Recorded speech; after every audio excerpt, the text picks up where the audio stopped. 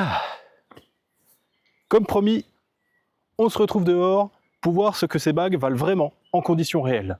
On quitte le studio et on dit au revoir au sujet bien stable. On dit au revoir à l'éclairage à LED et bonjour au vent et autres galères du terrain. Et si vous vous demandez ce que j'ai dans les mains, eh bien je vous invite à aller voir la première partie. Quant aux autres, bonjour et bienvenue dans le collimateur. Aujourd'hui, on teste les bagues d'extension en extérieur.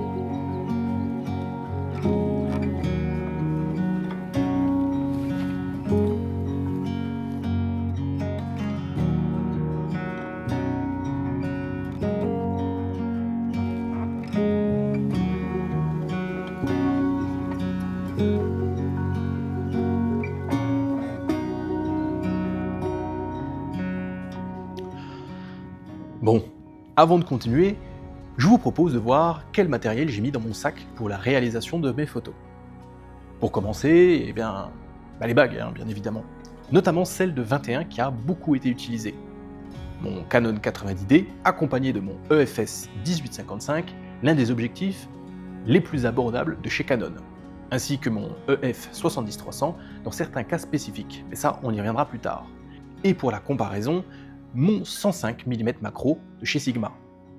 En ce qui concerne la stabilisation, j'ai utilisé un trépied KNF Concept, même si j'ai réalisé beaucoup de clichés à main levée.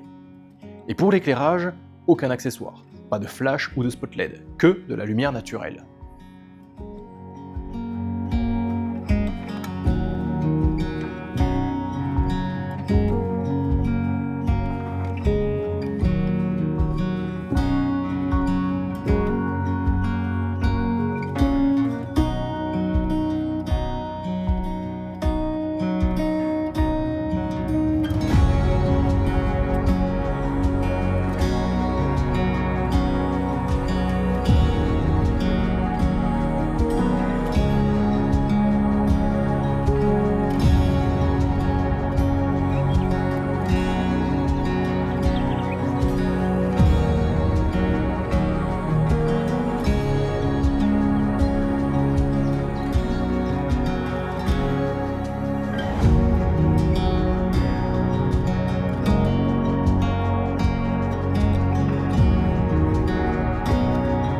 Bon, me voilà pour vous donner mes premières impressions.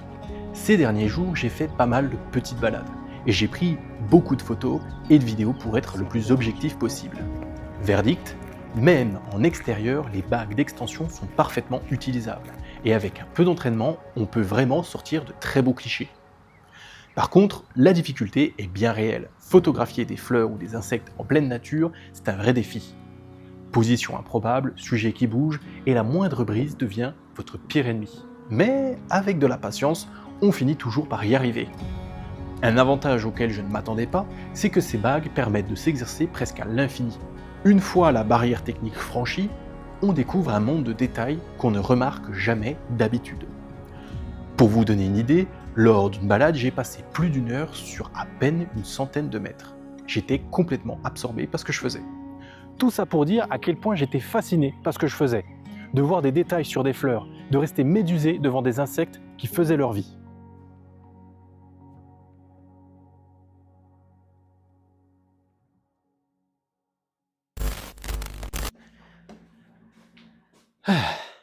Bon, c'est pas tout, mais...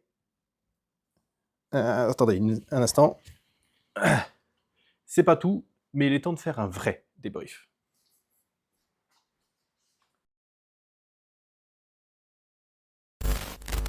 J'ai été quand même agréablement surpris par ces bagues. Malgré le fait que photographier un insecte s'avère plutôt compliqué, le fait est que certains, comme les abeilles par exemple, ne nous calculent même pas alors qu'on se situe à quelques centimètres d'elles. Cela rend la chose extrêmement addictive et vraiment satisfaisante. Bon, c'est pas tout, mais qu'est-ce que je pense de cet outil? Eh bien, pour répondre à cette question, je vous propose d'aller voir les points positifs et négatifs que l'on trouve sur Internet et voir si je suis d'accord.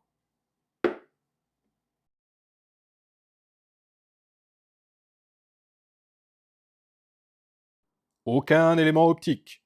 Grâce à l'absence de lentilles supplémentaires, il n'y a pas de risque de dégradation de la qualité de l'image. Il ne peut pas y avoir de poussière ou de rayures, par exemple. Effectivement, c'est vide. Oui, bon, moi j'ai jamais dit que mes interventions seraient toujours pertinentes. Polyvalence. Si vous choisissez les bonnes bagues adaptées à votre matériel, j'entends par là si elles sont compatibles avec vos montures, il vous sera possible de les utiliser sur tous vos objectifs. Ça, c'est bien vrai. Et avec ce dispositif, il vous sera possible d'utiliser différemment certains de vos objectifs. Par exemple, je possède un 70-300 avec une distance de mise au point d'environ 1,20 m. Eh bien, avec ça, il m'est possible de la réduire. Mais bon, ça, on y reviendra plus tard. La légèreté. Souvent en plastique et donc par conséquent très léger, ces dernières peuvent également facilement se glisser dans une poche. Ce point est vrai, du moins quand on parle de la bague de 13. Non, parce que celle de 31, croyez-moi que si vous vous mettez dans une position bizarre, vous allez la sentir. Et c'est encore plus vrai quand il y en a plusieurs. Un coût abordable. Comme dit dans la vidéo précédente, on peut obtenir ce dispositif pour environ 20 à 50 euros, contre plusieurs centaines pour un objectif dédié. Si je me souviens bien, lors de mes recherches, j'ai vu des bagues qui pouvaient monter jusqu'à 80 euros.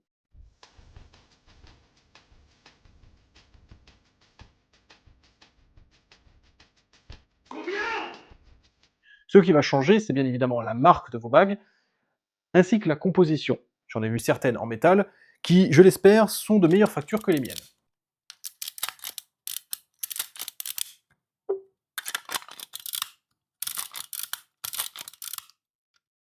Autofocus. Il est possible que l'autofocus de l'appareil devienne moins performant, voire inexistant si vous prenez une bague sans connexion. Lors du premier jet de mon script, je mettais beaucoup en avant la mise au point désastreuse avec les bagues, jusqu'à ce que je me rende compte que c'était le cumul boîtier plus objectif peu cher qui posait réellement problème.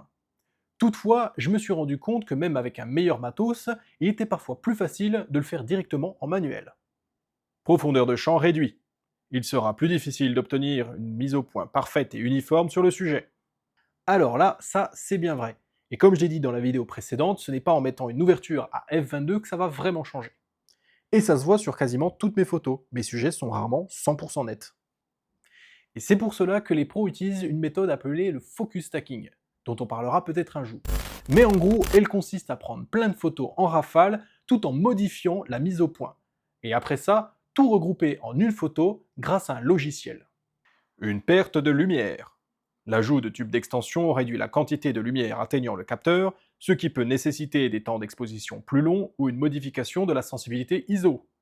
C'est un point que j'avais évoqué lors de la première vidéo. On a bien une perte de la luminosité que j'avais attribuée à la projection de l'ombre du photographe. Cela peut être sérieusement handicapant, notamment avec les insectes, mais il est parfaitement contournable grâce à l'utilisation d'accessoires, comme par exemple un flash cobra. La distance avec le sujet. À cause de la réduction de la distance de focus, il sera obligatoire de se rapprocher du sujet sous peine d'avoir une image floue. Lors de la première vidéo, j'en ai parlé, et je l'ai même montré. Avec les bagues, on doit se rapprocher, et pas qu'un peu, sinon pas de photo. La distance de mise au point. Avec l'ajout de bagues d'extension, il ne sera plus possible d'effectuer la mise au point sur des sujets plus éloignés. Alors effectivement, ça c'est un problème bien chiant. En gros, quand on installe une bague, on fait tomber la barrière qui nous empêche de nous rapprocher et ainsi faire de la macro. Mais, en contrepartie, ce qu'on gagne en proximité, on le perd sur les sujets éloignés, et on le voit bien avec cette vidéo. Là, j'ai mon 105 mm macro, et on peut voir que je peux obtenir une image nette d'un petit sujet. Et après, faire le focus sur l'arbre 10 mètres plus loin. En revanche, rien qu'avec la bague de 13, ce n'est déjà plus possible. Ce qui rend son utilisation bien pénible quand on veut photographier un sujet plus éloigné. Il faut donc prendre le temps de détacher l'objectif, puis la bague, et ensuite remettre l'objectif pour peu que ça soit bien celui que vous voulez utiliser. Et c'est dans les deux sens. Là où avec un objectif macro standard, il n'y a pas de question à se poser. Mais là où ça peut être utile, c'est avec les petits animaux, comme les lézards par exemple. Il est difficile de les approcher, et personnellement, mon 70-300 ne me permet pas d'être suffisamment près. Et bien avec une bague, c'est possible. Avec, je peux m'approcher doucement, en dessous de sa limite, et donc profiter de la puissance de cet objectif. Bon finalement, les bagues d'extension, bonne ou mauvaise idée? Eh bien, personnellement, je pense que c'est au cas par cas.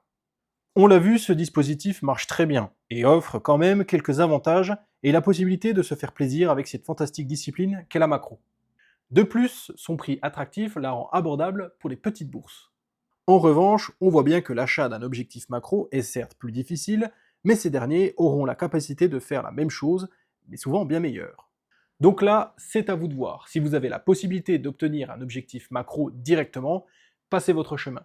En revanche, si vous n'avez pas les moyens ou que vous ne savez pas si cette discipline va vous intéresser suffisamment, le passage par les bagues d'extension peut être très utile. C'est un bon moyen de faire vos premiers pas dans ce domaine. Voilà, c'est tout pour les bagues d'extension. Merci d'avoir regardé cette vidéo jusqu'au bout et j'espère qu'elle aura répondu à toutes vos questions et donné envie à certains de se lancer dans cette discipline.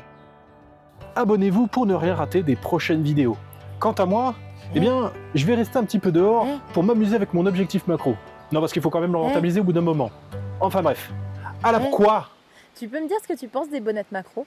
Les quoi? Les bonnettes Oh, c'est quoi encore ce truc? À la prochaine tout le monde.